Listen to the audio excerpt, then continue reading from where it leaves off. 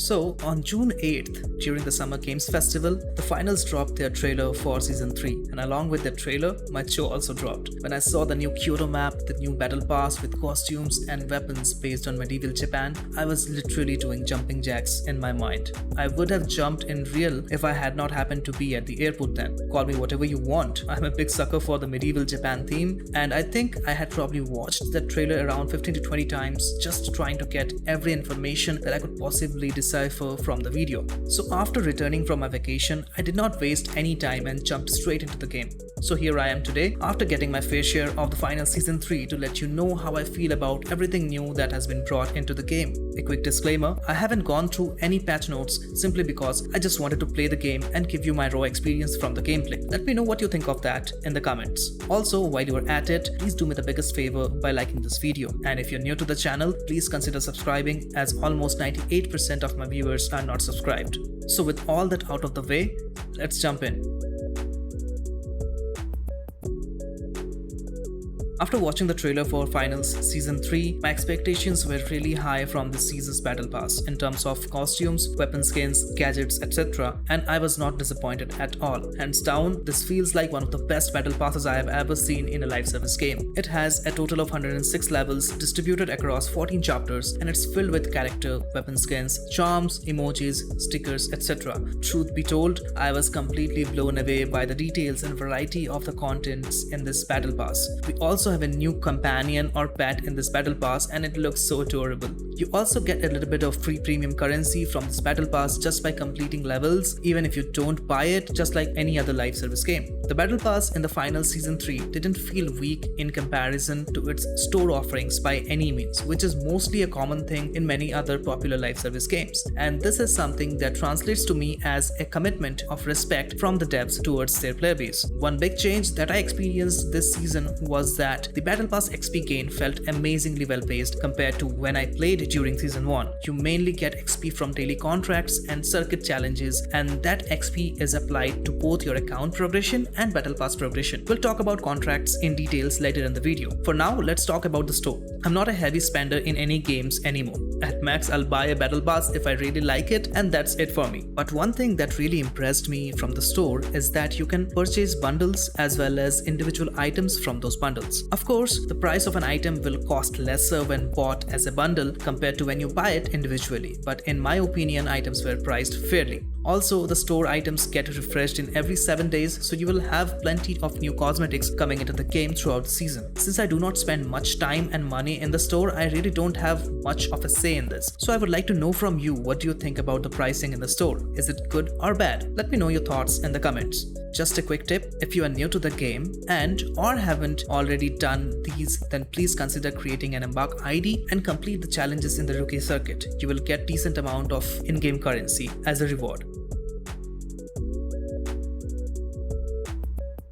Currently, there are 6 maps in the game. Monaco, Seoul, Skyway Stadium were introduced during the beta test, Las Vegas came at the launch followed by System Horizon in Season 2 and the brand new map Kyoto in Season 3. Let's talk about them briefly and allow me to share my personal opinion on them. If I have to rank them from my most favorite to my least favorite in order, it would be Kyoto at the top, followed by Monaco, then Seoul, then Las Vegas, then Skyway Stadium and System Horizon at the bottom. I did not like the System Horizon map that they introduced in Season 2, although I felt it was kinda unique and they tried to bring that whole retro gaming vibe with the overall design and music, but it didn't click with me. The color scheme felt too poppy in my eyes and the whole blocky theme that they had going for the entire Season 2 didn't appeal to me.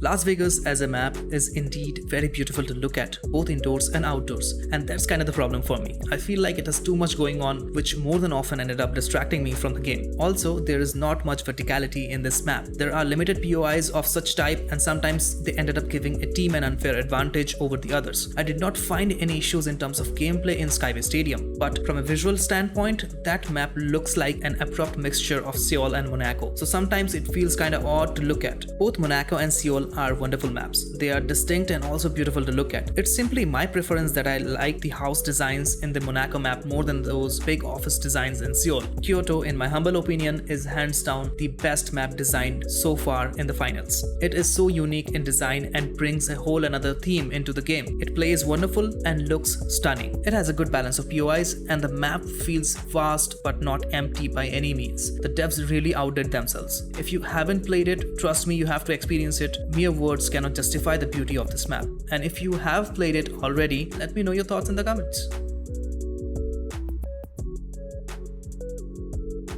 There have been 3 new weapons and 2 new gadgets introduced in Season 3. Let's take a look into them as per their designated classes. I'll start with the light class, which saw 2 new additions, a weapon and a gadget. The bow as a weapon was added to the light class in Season 3, which in my humble opinion is one of the best additions to this class, if not the best. It has good amount of range, deals a decent amount of damage and no recoil whatsoever. All you have to learn is trigger control. Treat this as a bolt action rifle. You have to be steady and patient with your aim. Yeah, I know it's easier said than done, but trust me, when you do learn how to play with the bow, it's going to feel much more rewarding compared to any other weapon that you pick in this game.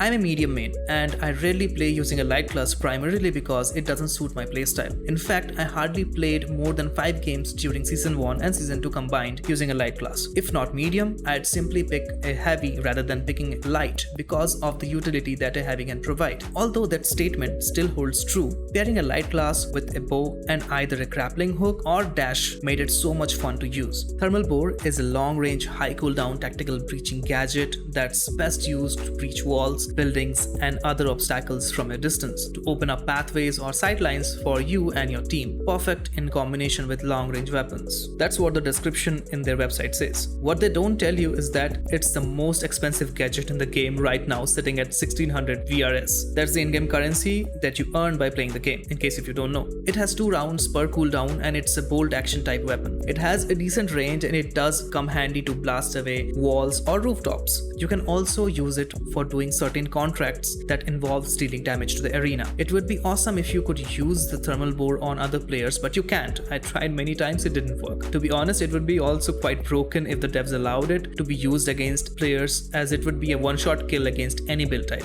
The medium class had a new weapon called dual blades added to their arsenal. As the name suggests, you will be wielding a pair of medium-sized swords which can also partially block incoming bullets and can deflect them towards enemies that are shooting at you. Now keep in mind that it cannot deflect RPGs or throwables such as grenades, flashbang, etc., or the barrels, or the new heavy class special gadget / weapon called the winch claw. So basically what I'm trying to say that don't go around thinking you are Deadpool. He has infinite healing. You don't. But man, it was so good to use in close ranges that at times it almost felt like unfair to use it. My guess is that it will receive some sort of nerf in future, but for the time being, this is my second favorite weapon for the medium class after the AK-47. Although there weren't any new gadgets added to the medium class, but I don't think the medium class needs new gadgets anytime soon, as they probably have the best gadgets in the game already available to them. There were 2 new additions for the heavy class as well in the final Season 3. Spear was added as a melee weapon to this class, and boy, if it wasn't already a nightmare for the light class, this weapon will do that for sure. This has better range than the hammer and also feels nimble but deals less damage compared to the hammer. It also has 2 different types of attacks. A primary attack, which is a fast long-range stab, and a secondary attack which covers a wider area but kinda locks you in a long slow animation. The secondary attack from the spear felt effective against the heavies if they were not using the hammer, but in case of mediums and lights, I didn't find it to be useful because they would just run away while I would be stuck in that animation. Secondary attack from the spear also felt inconsistent in dealing damages at times. So for me, it felt like an okay addition in comparison to other weapons that were introduced in Season 3. The winch claw for the heavy class was a unique experience for me. The reason why I'm saying unique and not great is because it really came clutch to finish off those pesky light builds running around with their cloak and sword, and even the mediums. But against a heavy, it was totally up to how good my opponent was, because depending on that, I either ended up eating an RPG straight on my face or lived to tell the story for another day. So more or less, it felt like a 50-50 chance against the heavies. By the way, both you and your opponent can use the winch claw on each other at the same time, and when the first time it happened, I kind of froze out of surprise. since you can only use the winch claw with the heavy class and they are kinda really slow. I'd prefer not to use the winch claw right at the start of an engagement with either a heavy or a medium if they are at full health. I'd try to get close, do some initial damage and then use it when they try to run. The satisfaction that you get from doing that get over here moment in that game is exceptional. This demands a separate video of its own, but for this video, let me quickly give you a brief description about each game mode and my experience from playing them. In the final Season 3, we have Quick Play, Terminal Attack and Wall Tour as our primary game modes. Under Quick Play, we have Quick Cash, Power Shift and Banquet matches. Quick Cash is the signature mode or the poster child of the finals, and it justifies that title by all means. It's engaging and fun to play, which attracts a lot of casual players in the game. This mode requires decent teamwork to win games, but I didn't feel the necessity of having a pre-made team or keeping in-game voice chat open. Few times were extremely fast while I was matchmaking. I liked it when I played it during the beta, and I still do. It's the mode that casual players like me play the most.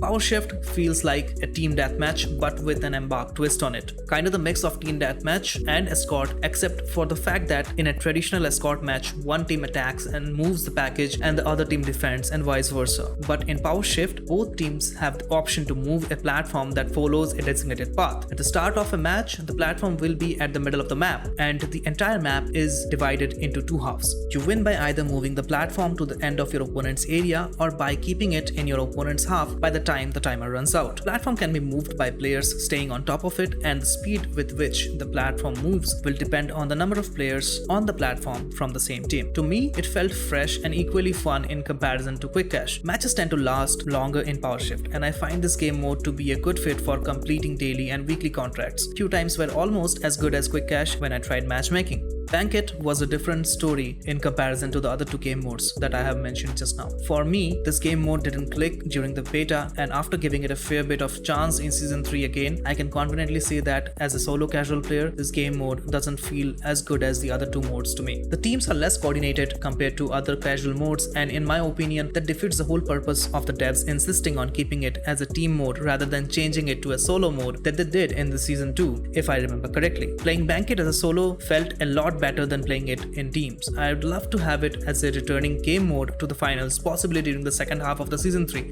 When playing Banquet this season, I had to wait in long queue times, and most of the times I joined matches in the middle or at the end because other players had left the game, which never happened in Quick Cash or in Power Shift. Overall, this game mode didn't feel as good as the other two casual game modes, and I believe Embark needs to look at this game mode from a different perspective. Terminal Attack is search and destroy for the finals. It plays very different than the other game modes, and you cannot treat it like the casual modes. For my first game in the Terminal Attack, coming off from Quick Cash, I got to know how different it played when I ended up dying in almost every round. Let me give you a brief intro to Terminal Attack. There are 6 rounds in a match. You need 4 wins to win the match. You either attack for the first 3 rounds and then defend for the rest 3, or vice versa. You get 1 life per round and that's it. No healing, no revives, 1 life. Gadgets are also limited to make the matches more competitive and fair. For an example, Healing Beam and Defibrillator are not available for the medium class. Team coordination is very much essential in this game mode. Even if you don't use voice chat, just follow along with your teammates and try to stick together. When defending, traps are super useful. My personal favorite would be the Explosive Mine. Simply place it on the terminal slot machine, and if the attacker is not looking properly, then you get a free kill on a medium or a light player instantly. Damn, it was so satisfying. There's the terminal ranked mode, and you're most welcome to try that out. What kind of a casual player I'd be if I simply started playing ranked mode? Nah, that's not happening, because if I do that now, sooner or later I'll start reading patch notes as well, and then in no time I'll start using meta weapons, and finally I'll start whining about every other change in the game over on YouTube or Reddit or Discord. Nah man, I'm good. Just kidding. To be honest, I didn't try the ranked mode because, being a solo casual player, I simply felt that I would be ruining any other team's experience if I just jump in there without being prepared enough for a ranked match. So there you go, that's my honest reason for not trying it. But you are most welcome to try and let me know in the comments what you think about it. Finals also introduced a new game mode called the World Tour this season. And about that, guys, I tried. I really did. But it was not a fun experience. In 5 to 6 matches that I played, every other team that I played against were either a full stack or they really knew what they were doing in that mode. I, on the other hand, was probably the weakest link in my team, and it felt like I was dragging my teammates behind in there as well.